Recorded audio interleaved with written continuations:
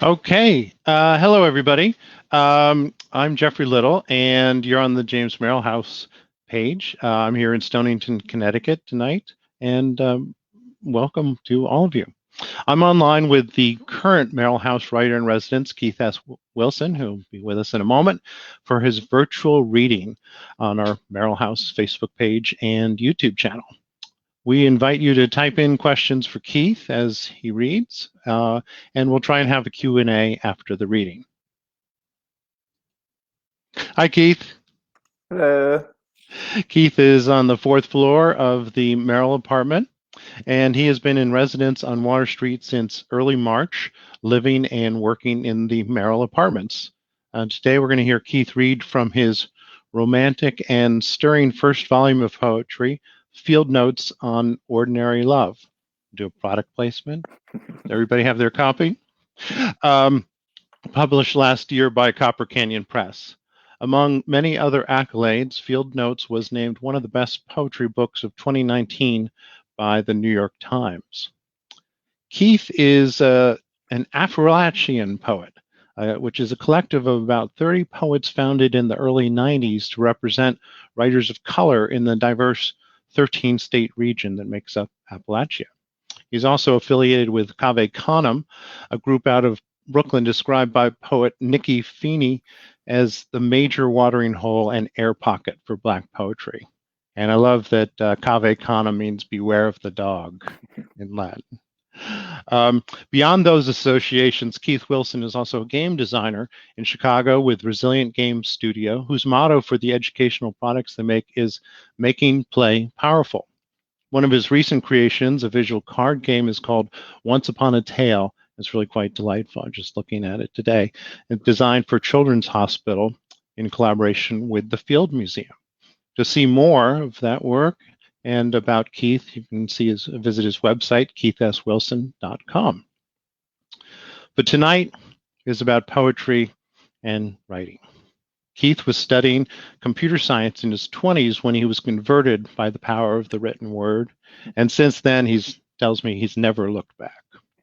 He's been widely published. His poems have appeared in over 24 publications, and his nonfiction writing in the Kenyon Review and Elle magazine, among others.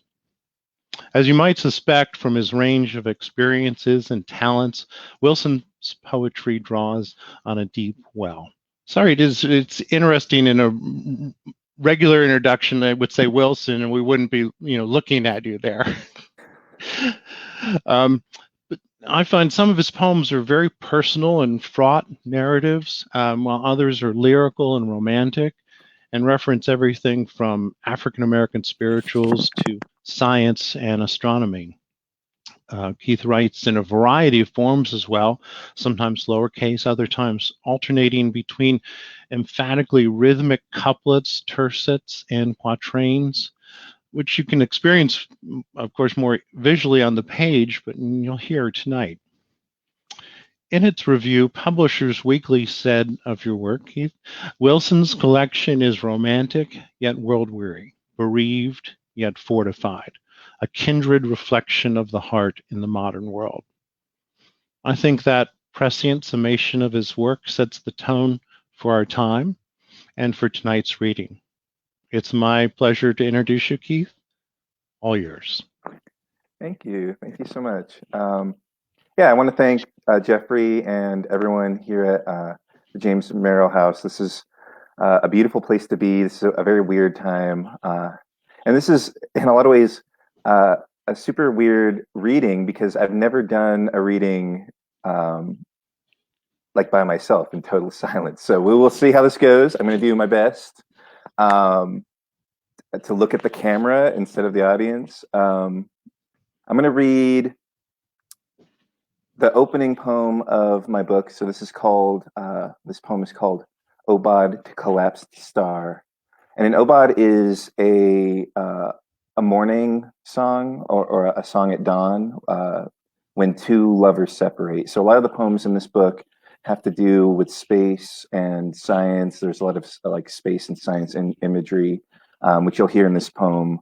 And in particular, I'm really interested in an idea of ordinary love, of rather than sort of focusing on the most dramatic moments in romantic life. A lot of these poems are about moments like this, about waking up next to someone, or not waking up next to someone because they've gone to work. So this is Baaad to Collapsed Star. You bankrupt the sun, underwater statue, dark galaxy of faults. Our bed, a garden of the littlest size of our waking. Our room, abstract. Our body heat in space. The condensation as the light makes heaven of it. We're early, curved and signatory. The sheets paler than the sky and made immaterial. My hands confused for want of your hands or waste. Rolling, what claims we make of earth. What is inferred and isn't sure. What the undersides of the leaves of the forest floor are called. Your breath, my limbs, and yours. All of space cannot be space. Arousing patches in the grass. A mouse I never said to you. Invasion of clover, black pollen of your hair.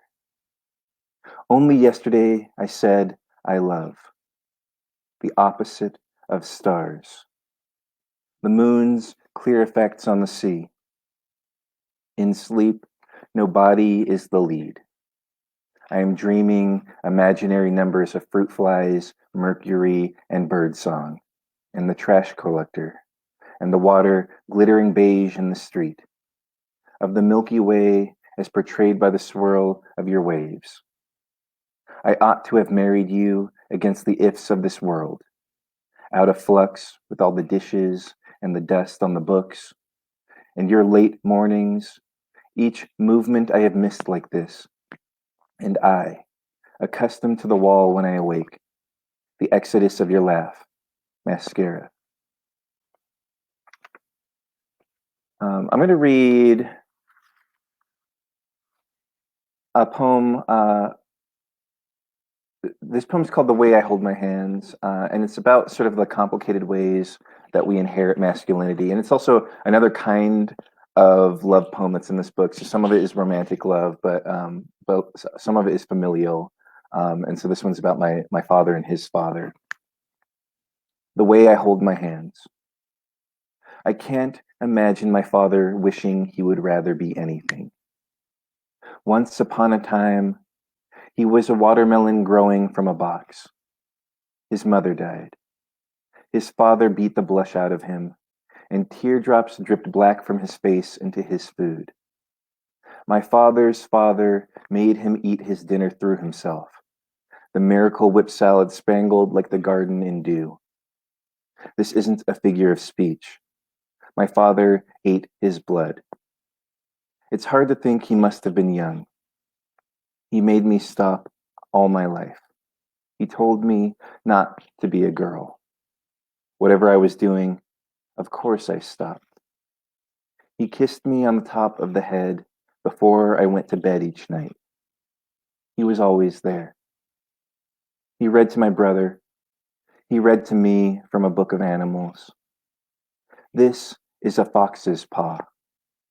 This is a bear's. He told me, I'll give you something to cry about. He never touched me. Bear claw, I said. Winters are easier for bears. I spread my fingers over his. No, my father said. So this next poem is called 6:45 p.m., which is it's sort of a response poem or the end of the day that is started in that first poem, Baaad to Collapsed Star. So the first poem is the lover has gone to work, and this is the lover is coming home. 6:45 p.m. And the door opened in, as a sapphire asserts a certainty of blue, and you, through the hall like an alarm, and my body determined some parcel of space, your lips in passing, and you reclined into the silence of the bed, and must have always found yourself there while I was not thinking. How surely you dreamed. And what was in your head was a better thing than art, or rather, it was more beautiful to wonder than to know. The absent-minded stretches of you where I might, while sitting, hit a deer. What made you finally stand? It's astounding I never upset you of your mystery. Loving is a misnomer because you are expected of your heart's opinion on a sentence that is never completed, even as you're having it. Nothing must be more free than the feeling of the right to leave. You were really something like a cutting, the way you laid yourself in water every night reading. But the days average on, and the planets circle around us like sharks. God, it's pretty, but what does any of it mean? I'm going to try to use the screen sharing function. One of the benefits of doing an online reading, potentially, if this works, is that I can sort of show images in a way that I can't normally at a live reading. Like there has to be a projector, and even with a projector, people's ability to see a projection is really like very much affected by how close they are to it and what their vision is like. So hopefully, if I share this, you can sort of adjust it so that you can see it to the best of your ability. So I'm going to show you a painting called Floor Scrapers. I have some ekphrastic poems in this book, and this is one of them. So an ekphrastic poem is a poem written sort of in response or in description to visual art, often paintings. And so this poem is after this painting, which I actually got to see in Chicago. It was traded there for a moment at the Art Institute, and this is by Gustav Cabote, who I have actually more than one poem by him. This is Floor Scrapers. Whatever they say of the heart, the truth is this: we embody our hands. Every morning I have my look at them, my hands cupping my face, a bowl of water. What will I make of these pliers, this filigree of clams? I love how the light lollops from knuckle to knuckle like a fox across a lake. What is the rest of me but a daydream of angles? What but a happening of curves? When I am freest, when I'm at peace, it's only the light making palatable my hands, in a grasp, in a reach like this, as when a man offers his in extension and becomes before me a basilica, and I watch the gleam of the fish-throated muscles of the back, the narrow bones and knees, and I say again, the knuckles, each a chamber for a whole religion performed by the hands, doing, possessing, and pressing firmly to the ground to scrape. If you've ever taken the dark meat from a thigh bone by your teeth, like that. And his back is a crowbar for the actions being completed by the palms of him, his intersections, the fingers lolling over each other like men on a rocking train. And I see the light and the labor both, and the ordinary somersaults of the rib cage and viscera, they say the heart. But I see the fingers motioning like this too, in my own hand curled like a conversation made after light has ceased to bluster in the caverns of the eye, and sits thick and pleasant as a man having worked himself religious. Again, they say the heart. So while that's pulled up, I'm going to actually read another, I guess, sort of utilize the images some more. So I have a bunch of poems about Minotaur.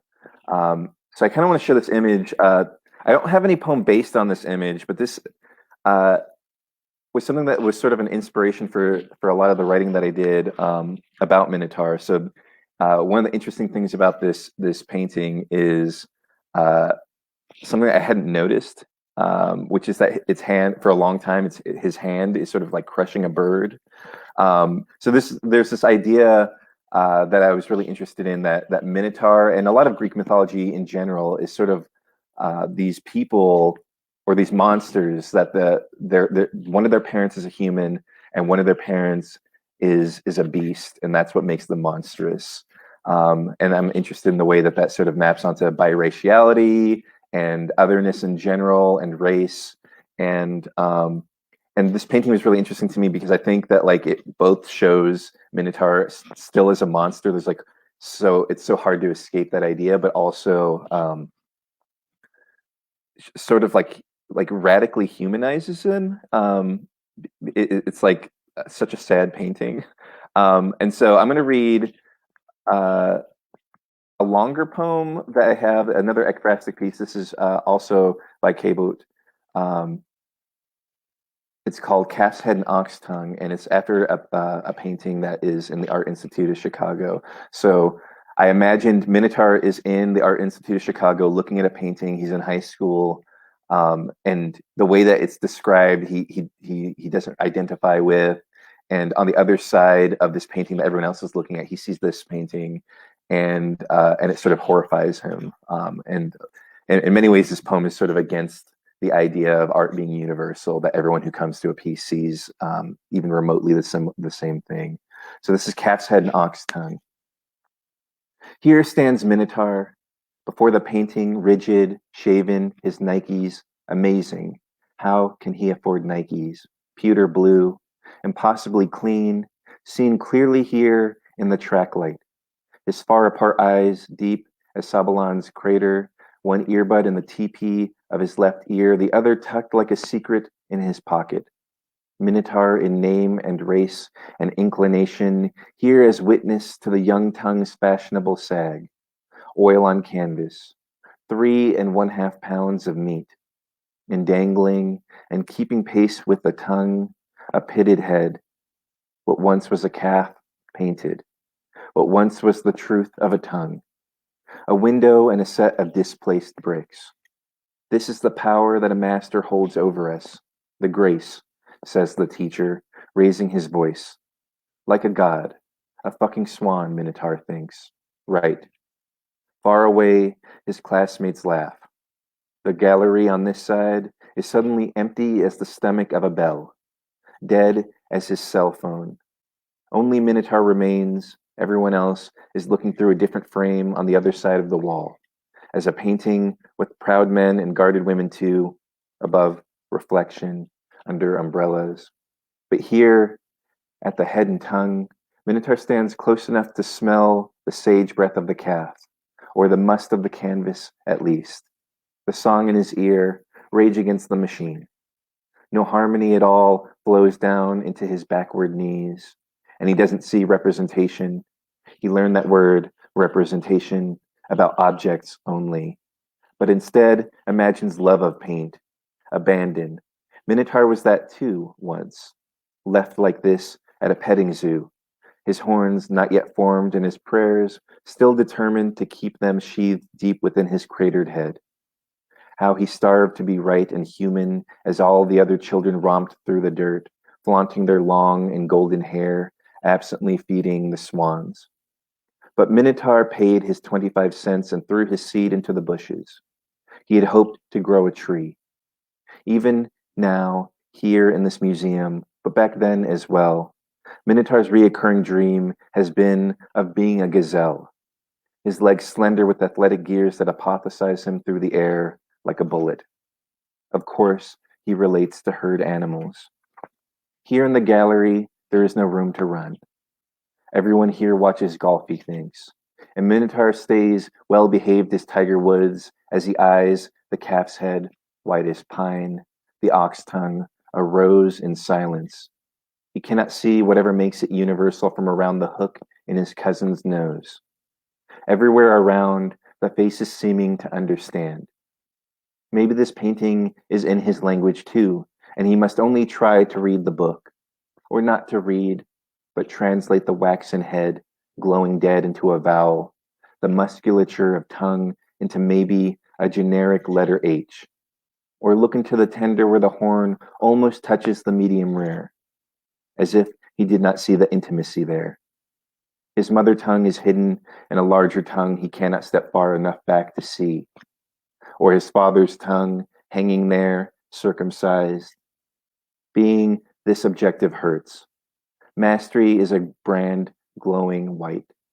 Nike squeak as Minotaur leans back nervously. Paint flecks coagulate into an order. He paces and his movement smooths the colors into lines. His heart becomes a wide-eyed animal. He can think of nothing but the feeling of being surrounded by a race. He has to run. Minotaur begins a jog, but is scolded by a man in iron slacks, walks rapidly instead, the calf's head and ox tongue coming with him rolled like an R in his pocket. His daughter or his son. His father or his father's hands never able to paint. Minotaur cannot see past the gallery, feels fenced in by white picket faces. To his right, the artist has a brightness over women at the park. Farther, artist is hard marble in the nude, killing lion. Minotaur feels like a deer shot with light, turns suddenly to artist as steam enraptured by the cobalt under glass, crosses artist as girls retrieving fruit after dance. He can see water lilies being kept alive on this wall, the hay where his father lay across many paintings, several shades of different sun. Minotaur sees through the glass, and the glass itself, and the reflection of the glass. Artist as gluten-free bread, artist as jam, as sandwich, and turned around a portrait of the poor. Artist as dramatic, forceful choice, as 1,000,000 points of light, 2,000,000 points of dark impressions, like all the true religions lost in God's married name. Just the moment Minotaur thinks, still life with whomever, crazy layers, still life just before the flies. So I am going to read another longer poem. Well, let's read a shorter poem first. So this next poem I'm going to read is called Asterism. And so a quick explanation of the title. I love astronomy and physics and space and all these different sciences. My dad and I and my brother, growing up, we would talk a lot about the sciences, and that a lot of that sort of appears in the book.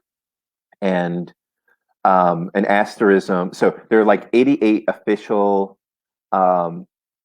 constellations, and they're governed by the International Astronomical Union. And so all the majority of the what you're thinking of when you think of constellations,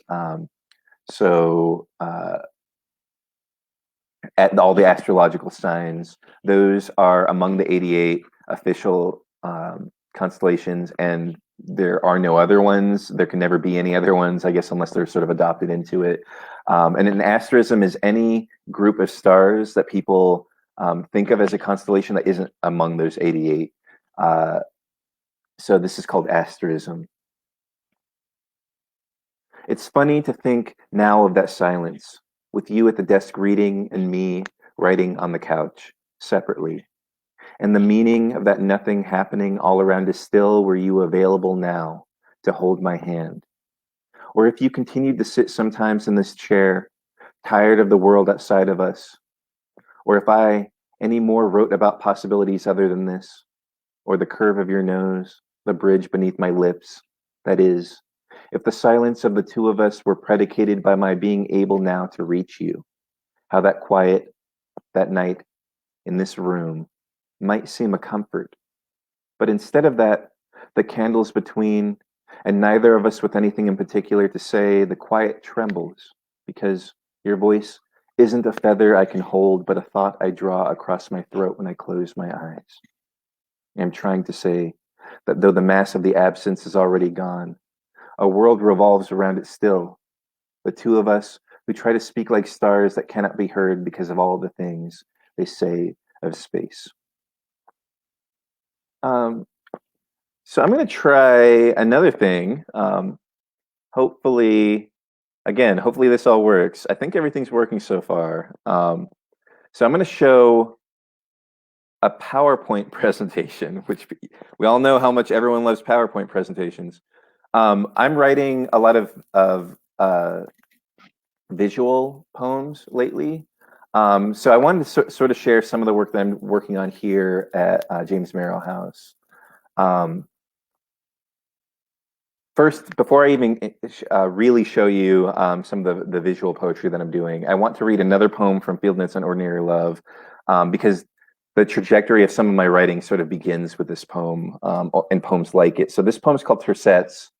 And Tercets is a poem, I'm calling them run-on poems now. I didn't really have a name for them when I was working on Fieldnotes on Ordinary Love, but these are poems that I wrote all in lowercase and without any punctuation. And I was really interested in the way that ambiguity happened when I did that. So there are, it allows for there to be multiple reads of lines and words. So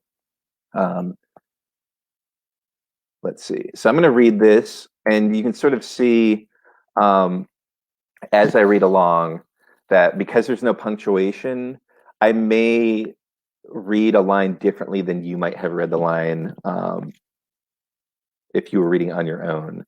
And I may not. I may read it exactly the way that you would have chosen, but the performance of it chooses like an interpretation of the poem. And there are actually like more than one way of reading some of these lines, depending on where you believe the period is in a sentence. So this is tercets. And tercets, for folks who are not poetry savvy, a tercet is like a couplet, but 3 lines. So this is a poem written in couplets in 2 lines, but it's called tercets. Love, it's only gotten worse. My father can't stop saying your name, like a war his nation lost or a miracle that saved him. From an undertow, unprompted, you rise like a body from a lake before dinner. Grace has never been more biblical than in the gasp about your name, the quiet being the inverse of a heartbeat I depended on, a season for which there is no dress, and I say yeah, and I say yeah, Dad, but you, love, are a tragedy in my father's eyes. My reflection, having just shaved, my skin is tender, I say, before he can say, I remember. Yes, she was just like that. I cannot change. That I remember. My love, I swallow my hands, every day taking the place of your hands on the table. So to sort of demonstrate, and I'm just hoping that this sort of appears, so I won't talk too much in case it's not appearing, because it's like sort of filling my screen, so I can't see at the moment. But I've highlighted like different sections that could be, if I had put a period at the end of each color and capitalized the letter at the beginning of each color, that could have been the way that I punctuated this poem, but the fact that I didn't and kept everything lowercase allow it to sort of be this run-on poem. So as I sort of went on and continued to sort of try to push this idea, I made this poem called Cell. And I'm going to pull out just for a moment to make sure that hopefully you're able to see it. Yeah, it looks like you're able to see it.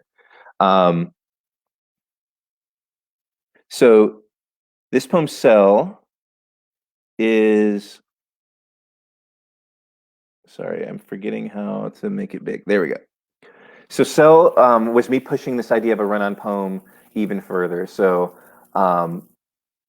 in this poem, not only do I do sort of the run-on thing where everything's lowercase and no punctuation, but I also do away with line breaks. And so it's sort of like a prose poem. And then I also start using, and there's a bunch of different words for these kinds of words, but I use homonyms and homophones, essentially words that if you read them out loud, they become a particular word, but when they're on a page, it's unclear what they are except by context. So like read and read are 2 different words. Or 2 different meanings, and the moment that you pronounce them out loud, they change. So this poem uses a lot more of those. And so again, me reading it out loud, I'm going to have to choose a way to read it. But there's like as a visual object, there's actually multiple reads of this poem. So this is about being profiled at a convenience store, which happens to me. It actually happens to me less in convenience stores. It happens more at like Best Buy, but this is at a gas station. Though the gas station itself predates me, the store's air is pregnant. With the flat evening light of my life, I say nothing. At first, oh dear, answer your phone. Hello, can I help you understand? I made I am made a grave and steady quail. I walk like I am not being watched, and will soon enough return to you. The suspect reception finally fails at the coolers, and since I seem bound to take the lead, I hold my hand all the way out like thus. Our faces abstract in the black glass, and our mouths cleave flush. So, as an example, in this particular poem, predate is one word, and predate is another word. Lead versus led. So I'm writing more poems. For a while, I was writing more poems that are doing sort of that. And in a way, I sort of became really interested in the fact that the text as sort of an object on the page can do things that it can't the moment that it's said out loud. And it sort of branched off into a bunch of other kinds of visual poetry, which I will show you now. So I'm going to skip legend. I think this is the oldest example of a visual poem I have. This is I became really interested in visual forms. So people who read poetry end up becoming familiar with sonnets and huzzles and all these literary forms. And one of the interesting things about using those is that they sort of allow for meaning to happen just because you know that it's whatever it is. So like if you read a sonnet, that means something. So like Terence Hayes has written all these sonnets, and it means something that he's a black man writing them, because sonnets often were being written by white men, and often are used by poets even to this day to sort of refer to the canon, to tradition. And so anyways, that's cool, and I do that as well. But I'm also really interested in the idea that there's also tons of non-literary forms and visual forms that people also sort of recognize. So this poem uses a graph. In particular, this is a graph of the Uncanny Valley, which is this idea that when people cannot tell at all that something well, let me go back. So Uncanny Valley is sort of a term that's often used in robotics and in animation. I think a lot of people know it from animation. And it's this idea that people are really uncomfortable in this thing called an uncanny valley, where something is very realistic, but not realistic enough that you just mistake it as real. So on the left side of this graph would be things that are obviously not real, and we're fine with that. So like a teddy bear, you're not going to confuse that for a real bear, and you're fine with it. And on the far right are things that are so real that we actually can't tell that they're not real. So when CG is like working at 100 in a movie, and you actually see an explosion, and you just think that that explosion really happened, we're comfortable with that. But it's somewhere in the middle dip, which I'll show you in a moment, are things that are realistic, but they make us unsettled. And I was interested in the way that this idea of essentially there being a binary, and when you blur that binary, it makes people uncomfortable, maps onto identity, obviously, in really big ways. And so this is the Uncanny Valley, a graph of the Uncanny Valley mapped onto the story of Emmett Till, who is a person who obviously people, his killers, did everything they could to believe was not human. And so this is the graph as a whole. It's really hard to see everything, so this PowerPoint is actually going to move around on it, but this is what it looks like as a whole. And this is the legend. So the dotted lines are boy, and the solid line is a world. Only in retrospect is an animal worth recognizing. Something surely filled the time before the gunshot. A wolf whistle? Here lies the bullet, call him Ishmael, laying like a nail in the esophagus of the Tallahatchie River. The body. Let the people see what they did to my boy. Something surely filled the time before the gunshot. Lord willin' and the creek don't rise. God is good all the time.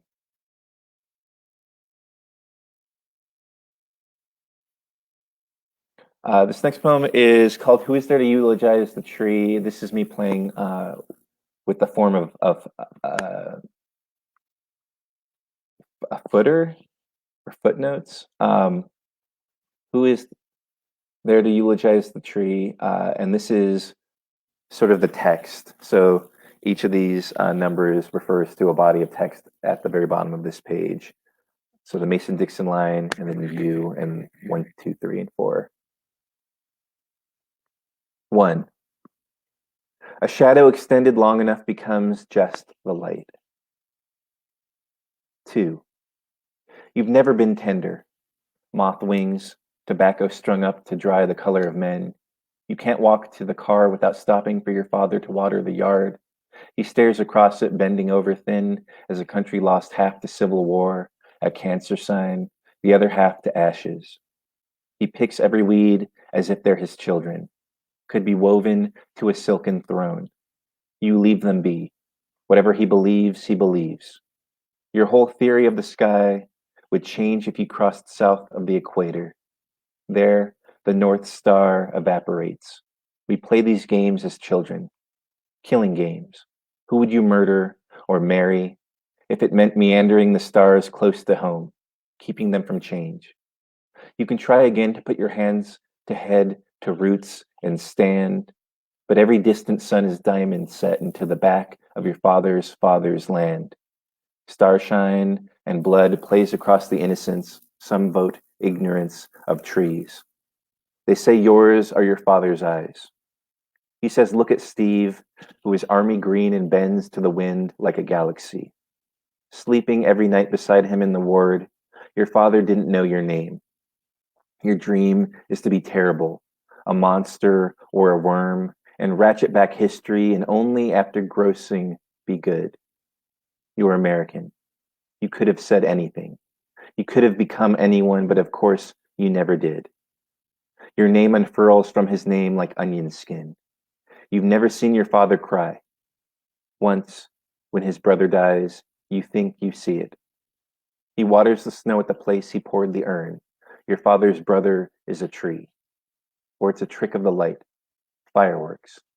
Aurora borealis. 3. A crow's memory is generational. 4. A distant kite. Let's see, what time is it? So I'm going to read, I guess I'm going to actually just read one more poem, a longer poem. I guess I'm done with the visuals. I'm going to read one last poem, and then I guess we'll sort of answer questions if people have questions. So this is the last poem in the collection. It's called Heliocentric. And heliocentric means with the sun at the center of the universe. And this poem sort of combines more of the astronomical, more of like the idea of astronauts and space with the Odyssey. So it opens with a quote from the Odyssey, which is, the epigraph is, if I beg and pray you to set me free, then bind me more tightly still. So this is a quote from Odysseus as they're sort of approaching the sirens. Heliocentric. I'm striving to be a better astronaut, but consider where I'm coming from. The exosphere. A desk where the bluest air thins to a lip. Impossible to know the difference from where I sit and space.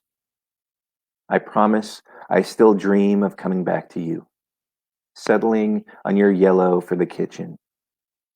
And we won't fight. Not in this manifest. not over the crumpled bodies of laundry. We won't row over the nail polish, its color, the spilled sun. Inspiration is the deadliest radiation.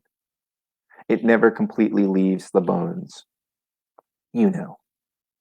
From here, there are no obstructions but the radiant nothingness. An aurora borealis opens like a fish. This. To the pyramids, yes, to a great wall.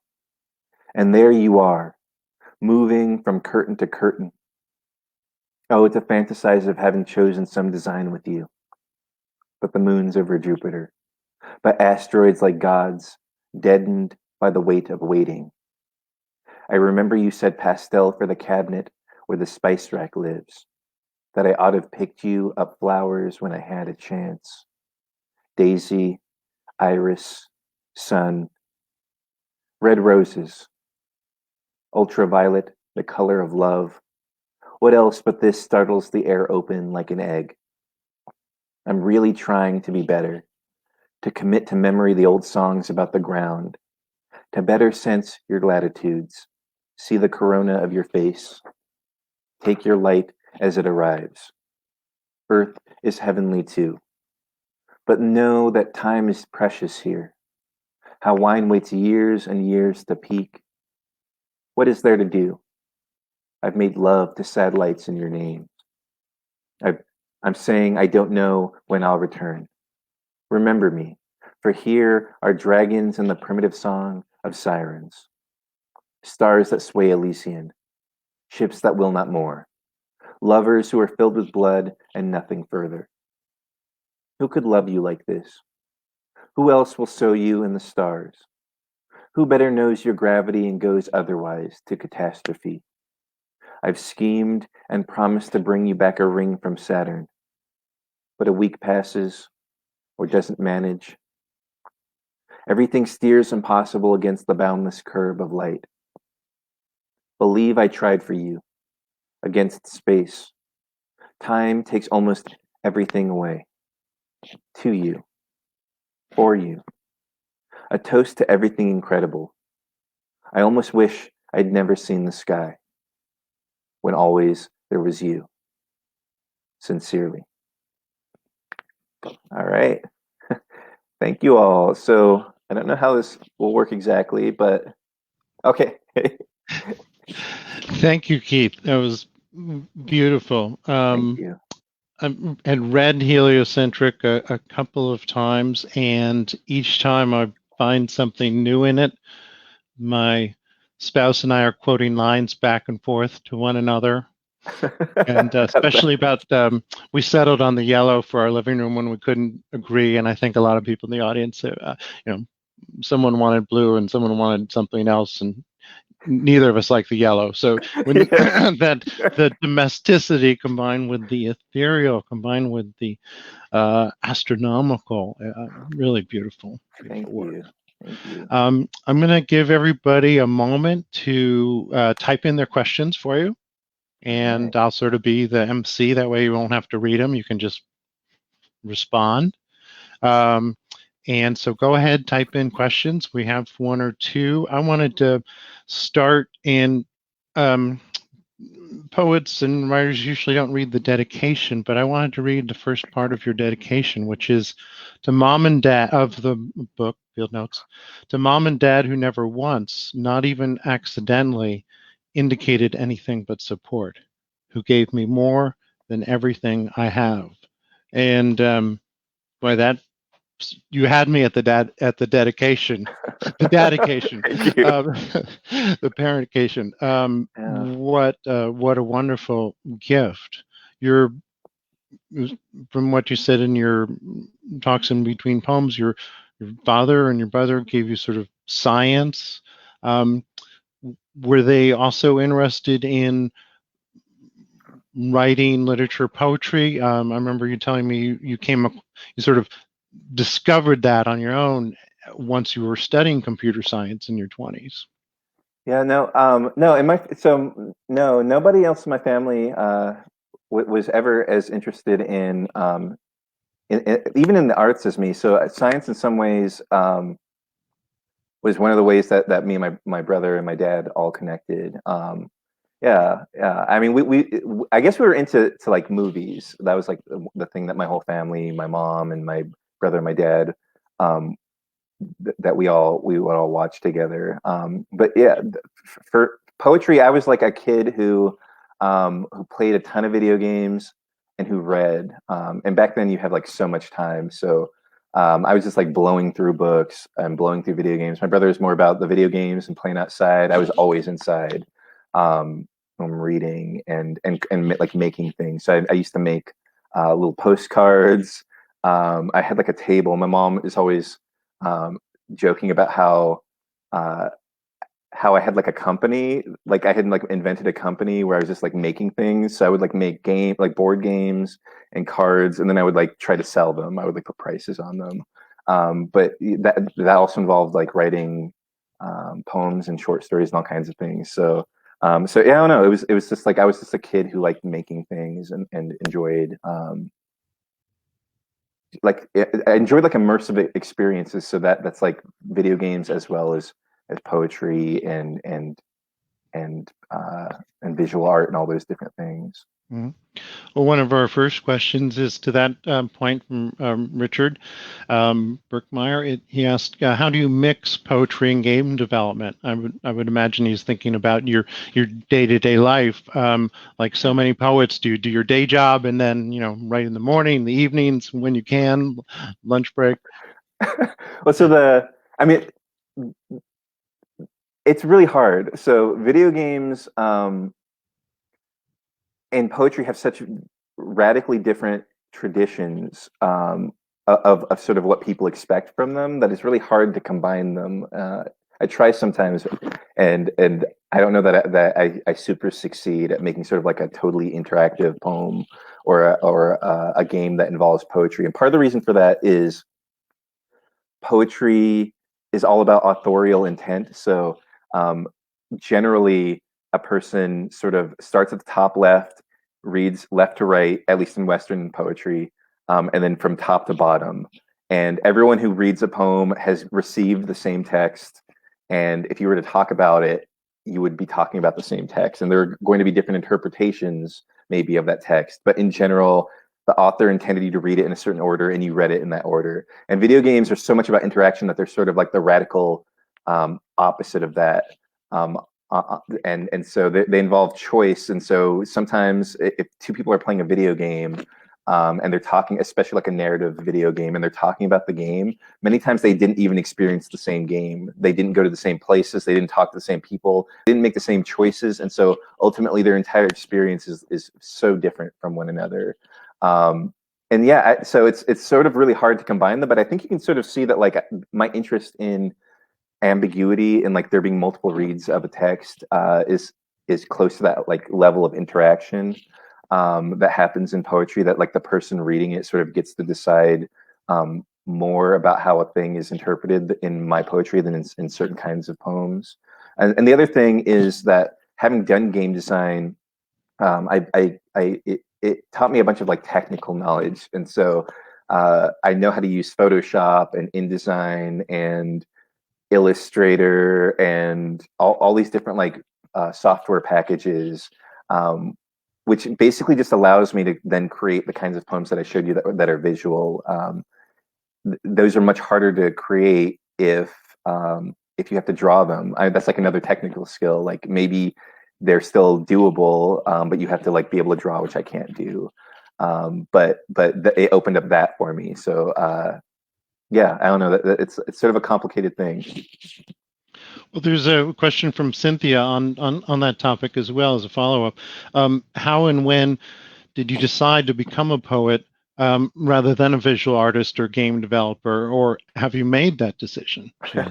That it becomes like less and less of a decision that I feel like I have to make now, which is nice. I'm sort of very interested in genre blurring and just doing, just creating a thing that I think communicates whatever the idea that I have is. But I don't know. When I was little, since I was really little, I thought I would be a writer. And back then, when I was little, I didn't know that poets were a thing. So I thought I would write books, which to me were like novels. And I believed that all the way into high school. And then when I got to college, I was like, I don't know how I can make money doing this. I need to choose something different. So I chose computer programming. And so I sort of switched for a moment there, where I thought, maybe I'll have to do this other thing. But it was always my idea that like I would come back to poetry and I would like work my job and then write. But I switched majors back into English, and I sort of combined everything ultimately so that I'm doing game design, which is more related to art than it is to like the science stuff that I initially thought I might go down.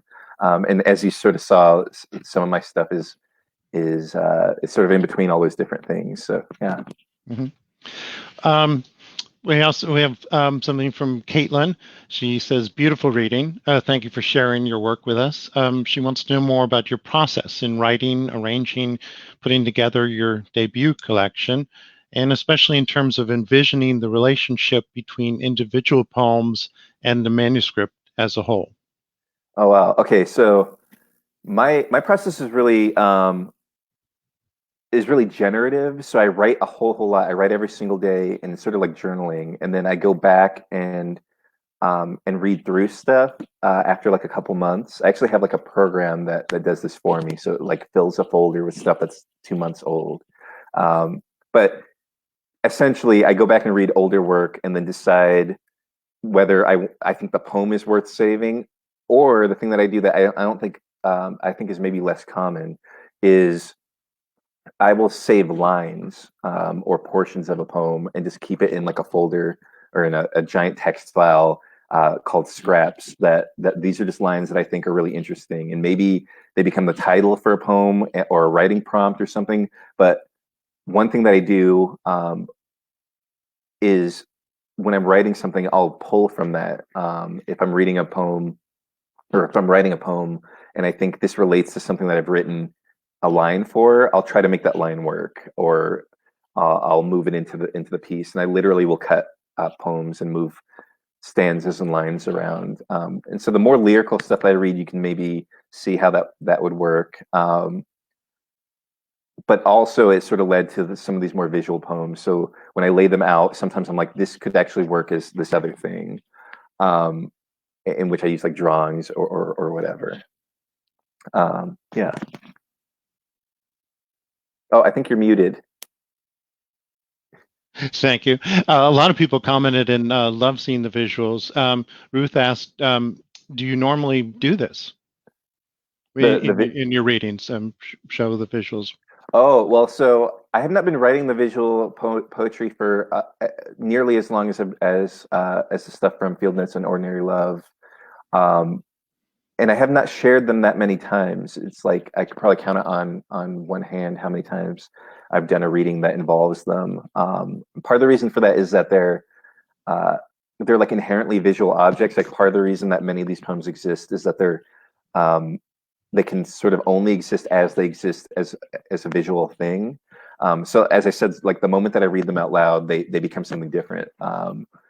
Something that I think is interesting, but they're sort of hard to share in that way. And the other thing is that they're really hard to like literally to share, like as visual things. So I have to like know that the place that I'm going to be reading at has a projector, because that's the only way that I've really found really works. I've tried printing them out and passing them out, but anyone who's ever like done anything in front of a stage where they've passed something out knows that that's kind of like nightmarish. Like you never have enough, or you have way too many, or people are like trying to figure out what page it's on, and they're like discussing, they're like passing. So it like doesn't super work to pass them out. It's another way that I've tried, but yeah, I haven't done a whole lot of it.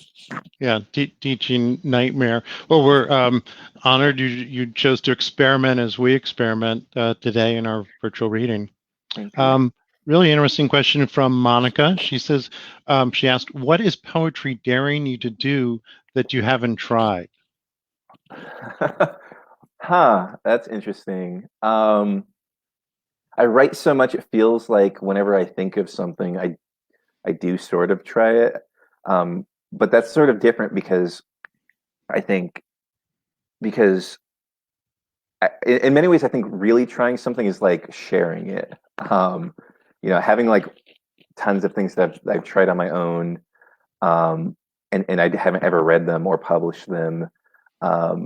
It's like a kind of play, but it's not daring exactly. So I don't know. I think maybe like actual performance. I read, and I read differently than I speak. But one day maybe I'll sort of try to like memorize something and more fully invest in a performance of it, because it's not actually my tradition of poetry is not from like it's not from the stage at all. I'm like inherently a very shy person, and so my tradition is like from books, and I'm like still trying to get used to reading them out loud. So I don't know. I guess maybe like some sort of performance or higher level of performance is something that I'm being dared to try, especially as I'm writing things that are visual, and maybe one of the ways to translate a visual is through a kind of performance in the way that someone like Douglas Kearney does. Cool. Couple of questions about the residency and the apartment. I'll combine them. If you would talk a bit about the residency, if you had other residencies, what's it like to be in the Merrill apartment? We're always interested in hearing about our place that we treasure. And David asked, are there books in the Merrill apartment that have caught your eye? There are over 5,000 volumes that we've just gone through and cleaned and sorted. So have any of those tempted you? Yeah, well, okay, so I have done a number of residencies. This one's unique for a bunch of different reasons. Obviously one of them is that there's a quarantine, so I'm spending a lot of time like definitely inside. But Merrill House is awesome for that, actually, because there's like a lot of space, a lot of rooms. The room that I'm in is beautiful, and there's so much light, and it encourages me to read in a way that I've not necessarily felt encouraged. I don't know that I've ever realized how much like atmosphere affects whether or not I want to like spend time in total silence, which is what reading is for me. But like the amount of light and the view, I can see the water. It like really makes me want to like be in the studio and reading. But yeah, the books, in terms of the books, they like, I guess they're sort of part of the atmosphere. There's like a sense of history and an accomplishment and tradition that is in this house that's really interesting. I have all over. I have like little stacks of books that I intend to read, but I haven't really started to read. I've read a little bit of Merrill's work, but I haven't read very much of the books that are around. They're sort of inspiring me. But I do have, yeah, like I said, I have like stacks of them, and I actually have a thing where like among the bookshelves, I'll pull out a book so that it's like not level with all the rest of them, and that means like this book I'm going to come back to later and read or look through. Great. Well, and we hope you can, and we're glad that you can stay a little longer and not have to travel back to Chicago right away. And the last question sort of brings us down to the moment from Sibby, and she's asking, is the virus influencing your writing? Is your day, your writing, different from usual? I guess that's the question of, how are you processing it? Yeah, no, it definitely is. I mean, I stay inside a lot anyway, but normally I would go out and write at a coffee shop, or even just get coffee, get food, and so and the mood in general, looking up online what's going on is very disheartening, and there, sometimes I have felt that about the political landscape. I write about politics and things all the time, and something being depressing doesn't necessarily stop me from writing. But here, it's been really hard to write. So I've done a little bit of writing. I've done more editing. But a thing that I've been doing while at Merrill House is I've started taking photos, which I've been sharing those on Instagram a lot. My Instagram handle is Keithing, so KEITHING _it_real, Keithing it real. if you want to see the photos I've been taking. But I have a camera here, and I'm taking photos and practicing that because as my poems have gotten more visual, taking photography feels like maybe another progression of where this might lead me. But it's also helping me. I can like listen to music or podcasts and enjoy how beautiful it is here, both in the house and taking walks since there's like no one on the streets, and sort of like get away from it for a moment, and still be like practicing a kind of art, and even a kind of art that might lead to poetry. So that's one of the ways I'm dealing with it. But yeah, it's different. It's wild. Well, I think that's a great place to land it. I'm glad you're well. I'm sorry we can't have a glass of wine or something together, and a wonderful meal as we often do after these readings. But it's been an honor to be in your virtual presence. Really wonderful work, and thank you for sharing it with us. And speaking of sharing, Bergen's just typed in your Instagram.